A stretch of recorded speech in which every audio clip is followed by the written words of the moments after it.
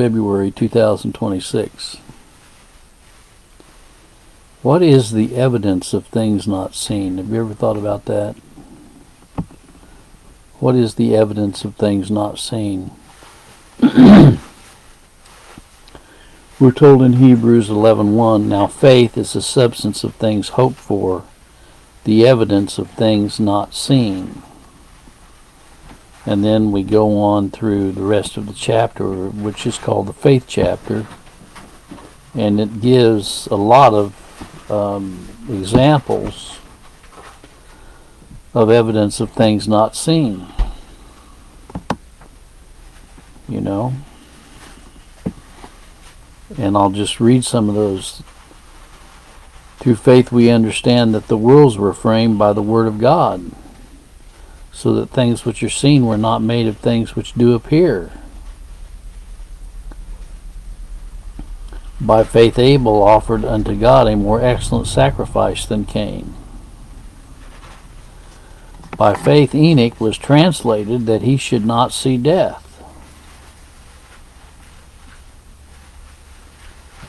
By faith Noah, being warned of God of things not seen as yet, moved with fear, prepared an ark.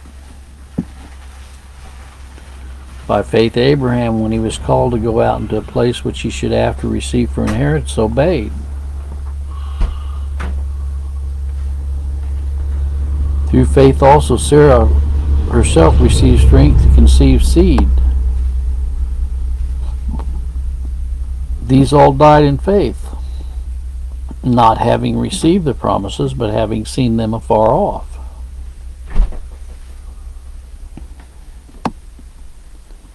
By faith Abraham, when he was tried, offered up Isaac. By faith Isaac blessed Jacob and Esau concerning things to come.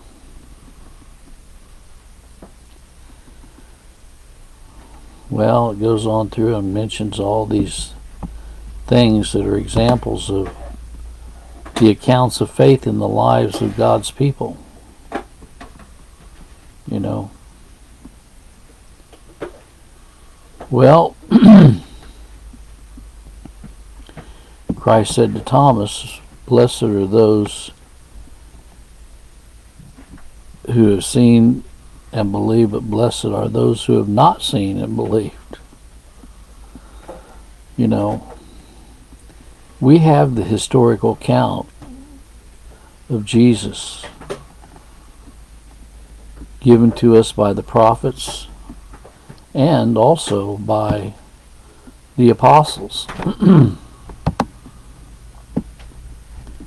If we look in the 17th chapter of John, for an example, I remember having a discussion with my mom about this. I don't know why she was so adamant about holding on to something that wasn't true, but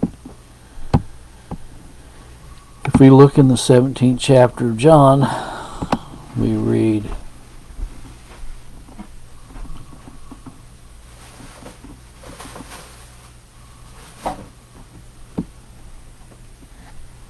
neither pray I for these alone, but for them also which shall believe on me through their word. My mom said that the 17th chapter of John was only for the disciples. It wasn't for anyone other than the disciples. Well, that's not what it says.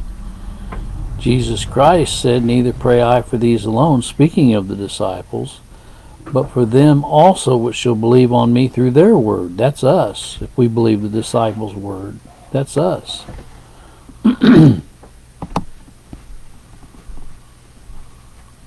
Well, back to our beginning thought in Hebrews 11:1. Faith is the substance of things hoped for, the evidence of things not seen. We've been given a lot of evidence. We've been given a lot of evidence. It says that we can look at creation and see his eternal Godhead. I mean, we look at the majesty and glories of his creation. How can we say that God does not exist? But we also have evidence of things not seen.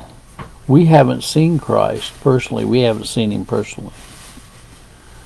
You know, we may not have saw firsthand any of the blind being able to see, or we may not have seen firsthand a withered hand made whole, or we may not have seen someone raised to life again. We have the account of the resurrection. We have the account of Lazarus. We have the account of Tabitha, you know, the evidence of things not seen.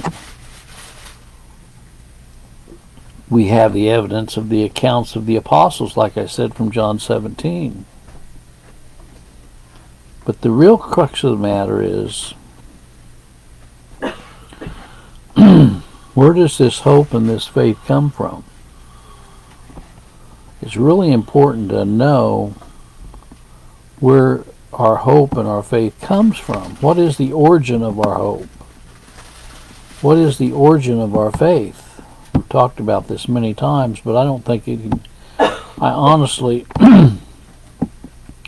don't think it can be talked about too much, because it had such an impact on me the first time I discovered Hebrews 12:2, looking unto Jesus, the author and finisher of our faith, who for the joy that was set before him endured the cross, despising the shame, and is set down at the right hand of the throne of God.